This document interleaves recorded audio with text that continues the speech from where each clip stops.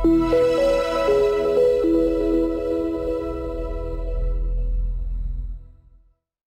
it's Carl Thompson here from StorageCraft. I had a couple of queries over the last sort of week or two around how to back up directly to the cloud, particularly with this whole COVID-19, people are in situations where they don't have storage on site and they need to get a quick, maybe a one-off backup or something of a server or a critical machine off site. And I had a thought today, for a lot of our partners that have our IT Edition tool, there is a potential way that we might be able to do something here. So I've got a subscription to Microsoft Azure, and I just created up an Azure File Share.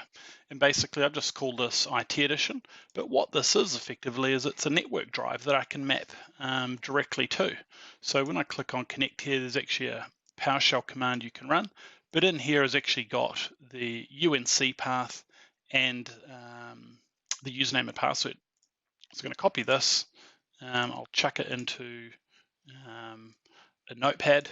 So in here I've got the UNC path, I've got a password, and you'll note here you kind of just got to watch the portion that you're copying and the username here.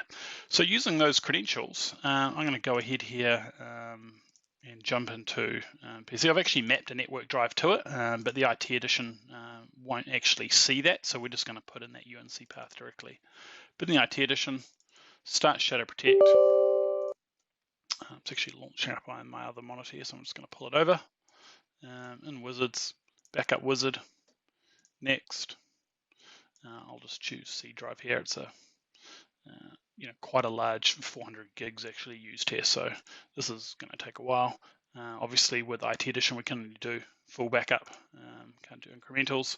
Put in the UNC path in here again, that I copied out of the text file. So we'll just bring that back here. You can see here this setting has got the UNC path in there like that. So just copy that, chuck it in.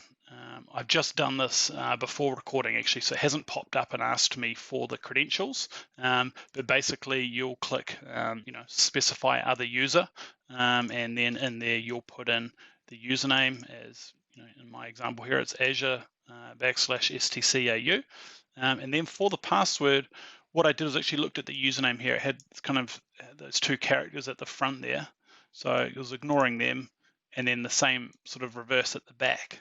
So I don't want to capture that part of it because that's not part of the password. But anyway, that's what I copied, pasted that in there, went next. Compression, it's a good idea to encrypt. Just going to put in here test. Probably make sure I spelled it the same, otherwise it won't let me go next. Go next and finish. And really it's that easy. That's now going to back up directly to Azure. There's no local storage available here, so it's easy to do. But what will be interesting is really sort of ascertaining what kind of throughput this is going to get. So just give it a few minutes to do the initial snapshot, and we should start seeing some performance times here.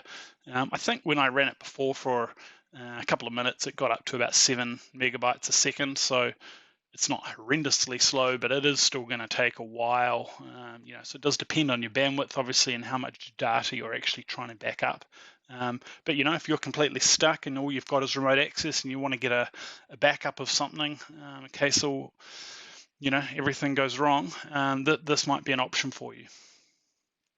We can see here it's already cranking up a little bit in terms of speed. So it's not going to be flash. Obviously, going to Azure File Share is not going to be the fastest way to back up, but this is going to be a full image of the entire machine.